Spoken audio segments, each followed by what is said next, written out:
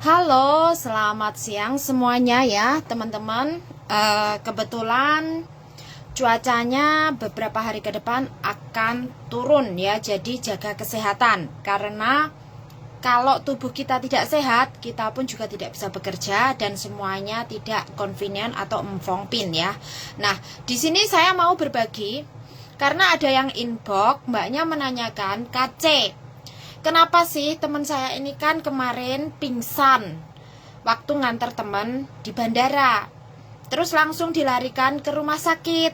Nah, terus katanya pembuluh darah pecah. Masih untung dia sadar. Kok majikannya nggak tanggung jawab? Kok majikannya nggak mau tahu, nggak ngurusin? Nah, di sini perlu dicatat ya teman-teman. Tanggung jawab majikan terhadap pekerja jika pekerja sakit adalah satu, administrasi ya. Jadi administrasi yang artinya majikan sebagai pihak garantor sekaligus pemberi kerja berkewajiban atas biaya medical fee semenjak dia masuk rumah sakit sampai dia keluar dan dinyatakan sudah boleh discharge atau sudah boleh keluar. Yang kedua, majikan tidak berkewajiban datang ke rumah sakit untuk menjenguk. Jadi di sini teman-teman tidak boleh blur atau tidak boleh bercampur aduk antara emosional dengan prosedural ya. Jadi bukan berarti kalau majikan ditelepon dan dikasih tahu pembantunya sakit, masuk rumah sakit, masuk emergency, tidak segera datang dan menjenguk, bukan berarti majikan tidak tanggung jawab ya. Karena kan kita nggak tahu kondisi majikannya itu bagaimana ya. Jadi ini perlu dicatat. Yang ketiga, untuk haknya bagi pekerja jika dalam masa perawatan secara otomatis tidak bekerja, maka gaji teman-teman ini tidak boleh full, tetapi gaji Anda adalah yaitu 4/5 kali gaji standar, yang artinya 80% dari gaji per hari Anda dikalikan lamanya Anda absen kerja atau dikalikan lamanya Anda tidak bekerja dikarenakan cuti sakit. Yang keempat, jika ternyata teman-teman menginginkan untuk mengundurkan diri setelah dinyatakan sembuh, apa boleh? Boleh. Yang dipastikan adalah diagnosa dokter menyatakan Anda sudah siap secara fisik, kuat untuk melakukan perjalanan pulang melalui pesawat.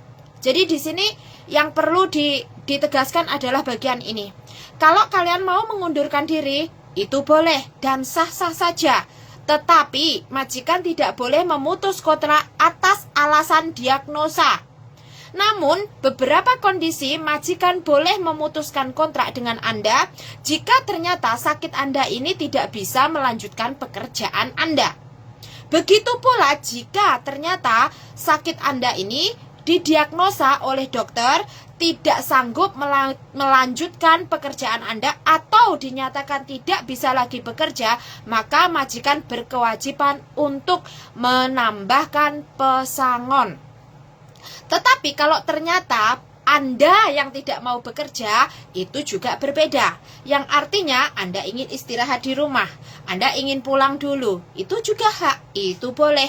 Tetapi Anda tidak berhak atas pesangon. Karena yang memutuskan Anda layak atau tidak layak bekerja karena diagnosa Anda itu adalah pihak kedokteran. Jadi bukan karena maunya Anda. Jadi kalau Anda, aku nggak pengen kerja, aku pengen mulai ini bukan karena Anda tidak bisa bekerja atau tidak mampu bekerja lagi ya. Jadi ini harap jangan blunder, jangan pula dicampur adukkan antara prosedur dengan emosionalnya. Kalau secara manusiawi ya seharusnya kayak majikan mungkin kanceng ya, harusnya datang itu kan menurut Anda ya, tapi kan tidak menurut sisi majikan.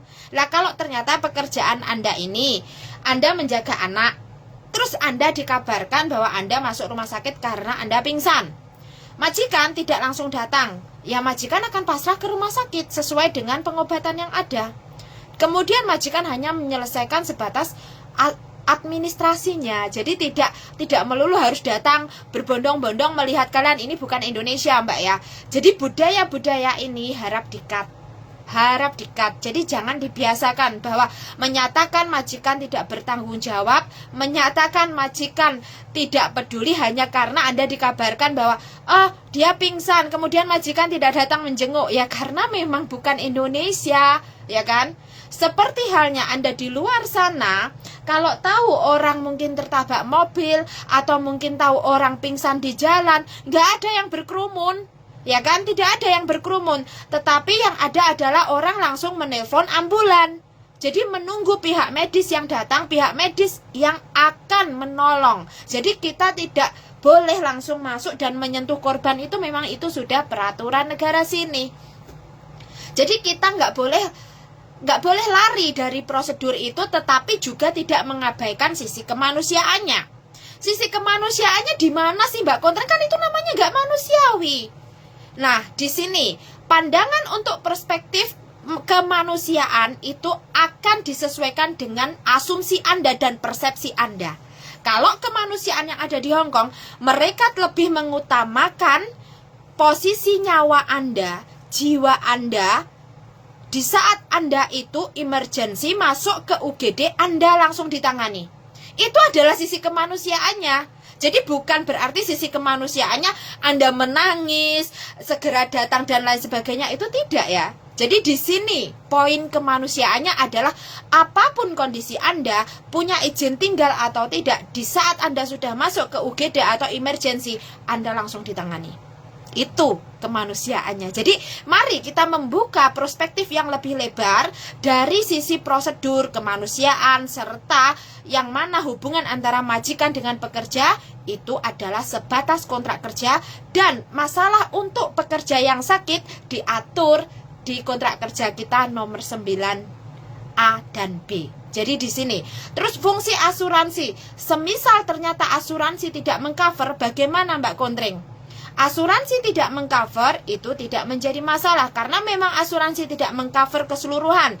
Basically untuk asuransi bagi FDH atau Foreign Domestic Helpers, di situ ada dua plan, yaitu plan A dan plan B. Tergantung majikan Anda membelikan asuransi yang bagian mana. Karena untuk asuransi bagi FDH atau Foreign Domestic Helper untuk yang di Hong Kong itu sudah ada spesifiknya. Tinggal majikan membelikan yang plan mana. Namun apapun plan dari asuransinya, berapapun yang dibelikan asuransinya oleh majikan, jika pekerja tersebut masih terikat kontrak kerja valid dan ada visa tinggal, maka Anda masih berhak atas pengobatan subsidi dari pemerintah Hong Kong menggunakan fasilitas rumah sakit pemerintah. Dan juga majikan tetap berkewajiban membiayai untuk biaya medikal Anda. Termasuk nanti jika teman-teman memutuskan untuk pulang, maka tiket pun juga harus kewajiban majikan. Kecuali kalau teman-teman overstay ataupun tidak memiliki kontrak kerja atau sering kita sebut dengan undocumented, yang artinya tidak mempunyai izin tinggal resmi. Anda di saat memutuskan untuk pulang, Anda harus apply untuk ke social welfare. Jadi di sini ya, prosedurnya sudah berbeda lagi. Harap dicatat, PMI yang prosedural atau yang mempunyai dokumen di Hong Kong atau di negara tujuan itu merupakan kewajiban pemberi kerja. Medikal maupun pemulangan itu kewajiban pemberi kerja. Dan di sini juga untuk dipahamkan kepada keluarga yang di Indonesia, jika nanti ternyata si A ini pulang sampai rumah, itu tidak ada santunan seperti yang mungkin keluarga yang di Indonesia bayangkan ya. Dia kan sakit di sana, dia meninggal di sana, harusnya dia dapat asuransi. Mana asuransinya? Sekali lagi, asuransi ini bukan cashback. Asuransi bukan tabungan yang bisa Anda tarik cash. Asuransi bukan berarti Anda itu minta uang Anda kembali. Asuransi adalah satu servis di mana yang nanti untuk difungsikan jika ternyata untuk jaga-jaga ada sesuatu yang tidak diinginkan. Contohnya yaitu tadi Anda pingsan, mengalami ada pecah pembuluh darah, kemudian Anda harus dibawa ke rumah sakit, Anda harus diobati, disitulah servis asuransi diperlukan. Kemudian itu kewajiban majikan untuk klaim asuransinya. Mengapa kok majikan? Kan itu asuransi kita, Mbak Kontreng. Ingat, adanya Anda di Hong Kong karena adanya majikan. Adanya kontrak kerja Anda dan visa Anda karena adanya tanda tangan majikan. Jadi terkait dengan asuransi dan klaim itu mutlak membutuhkan tanda tangan majikan Anda beserta Hong Kong ID Anda. Dan untuk klaim asuransi tidak ada yang serta-merta di saat Anda klaim hari itu juga dapat uang kembali. Bisa jadi menunggu 3-4 bulan ya. Karena asuransi yang saya punya, saya juga klaim itu 4 bulan. Dan itu diganti 98%.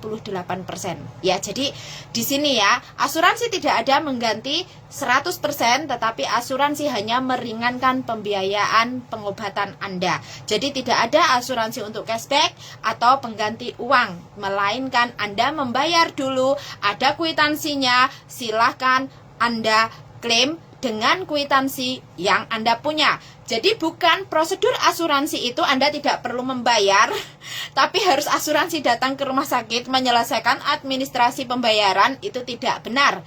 Jadi asuransi hanya akan mengganti berapa persen dari pengeluaran pembiayaan yang sudah dikeluarkan oleh konsumen. Kenapa saya bilang konsumen? Karena Anda adalah partner yang membeli premi asuransi. Dan asuransi mempunyai perusahaan, jadi Anda adalah konsumen dari asuransi tersebut. Jadi ini harap dicatat ya. Kembali lagi, asuransi FDH atau Foreign Domestic Helper itu hanya ada 2 jenis. Dan itu sudah spesifik untuk di Hong Kong. Apapun itu asuransinya di Hong Kong sudah mencakup all in one. Jadi harap dicatat ya. Kalau teman-teman tidak memiliki asuransi, itu hak majikan tidak membelikan. Tetapi, kalaupun tidak dibelikan asuransi, sesuai dengan kontrak kerja tetap menjadi kewajiban majikan. Namun ada beberapa di sana penyakit yang mungkin tidak di-cover oleh asuransi. Seperti contoh, treatment khusus untuk payudara. Ya, untuk payudara, kanker payudara, kanker serviks. Nah, di sini mungkin ada beberapa pemeriksaan yang tidak di-cover atau excluded dari asuransi Anda. Namun, Anda tetap berhak untuk mendapatkan menjalani pengobatan atau treatment melalui jalur rumah sakit pemerintah dengan rujukan. Jadi di sini ya, catatannya, tidak semua asuransi mengcover itu. Untuk HIV, AIDS, dan juga serviks maupun payudara dan kanker di sini excluded. Ya, jadi artinya tidak pausai, tidak mencakup. Nah, jadi harap dicatat ya. Yang penting-penting boleh dicatat. Untuk postingan atau berupa tulisan Anda bisa cari di Google. Nanti akan saya bagikan linknya. Nah, sampai di sini dulu ya. Sekali lagi, jaga sehatmu sebelum datang sakitmu. Terima kasih.